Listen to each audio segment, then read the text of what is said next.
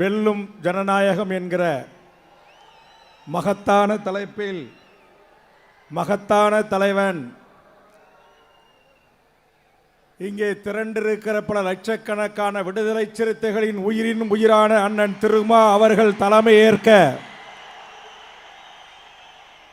தமிழக முதலமைச்சர் மாண்புமிகு அண்ணன் தளபதி ஸ்டாலின் அவர்கள் சிறப்புரையாற்ற அகில இந்திய தலைமைகள் ஒன்று கூடி அண்ணனுக்கு ஆதரவுகரம் நீட்ட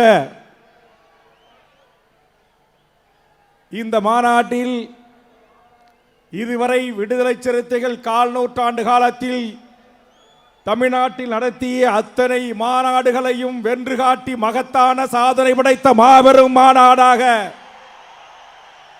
இந்த மாநாடு அமைந்திருக்கிறது.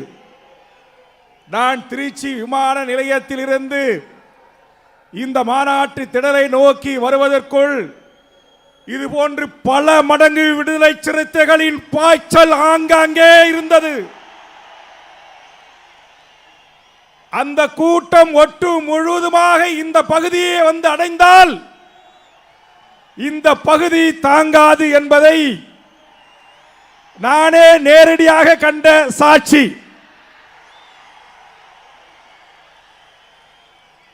அண்ணன் திருமா அவர்கள் எந்த நோக்கத்திற்காக விடுதலை சிறுத்தைகள் இயக்கத்தை அரசியல் கட்சியாக அமைத்தாரோ அந்த நோக்கம் இந்த வெல்லும் ஜனநாயகம் என்கிற மாநாட்டின் ஊடாக வெற்றி பெற்றிருக்கிறார் என்பது நிதர்சனமான உண்மை.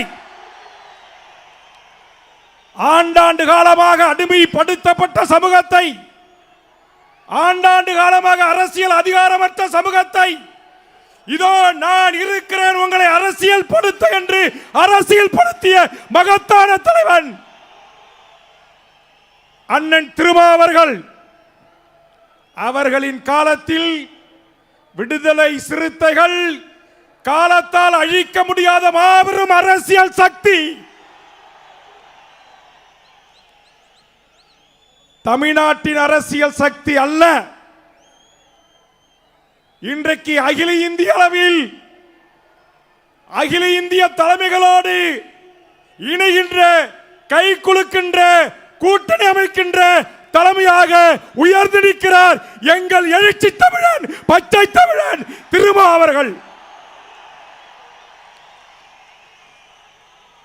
இதை காணுகின்ற போது என் நெஞ்சமெல்லாம், அவர் சொன்னார் இல்லவா, நான் அழைக்கின்ற போதெல்லாம் அலைகடல் என திரண்டு வருகிற என் உயிரின் உயிரான சிறுத்தைகளே, உங்களுக்கு நான் என்ன கைமாறு செய்ய போகிறேன் என்று சொன்னார் அல்லவா. அந்த தலைவன் ஆதரவோடு, அந்த தலைவன் கரங்களை பிடித்து தமிழகத்தில் இனி விடுதலை சிறுத்தைகள் இல்லாமல் அரசியல் மாற்றம் இல்லை, மாற்றம் இல்லை, மாற்றம் இல்லை.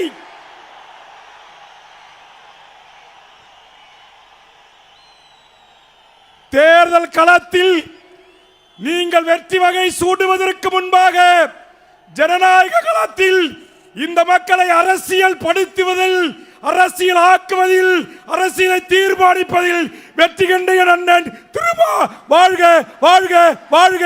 வாய்ப்புக்கு நன்றி, வணக்கம்.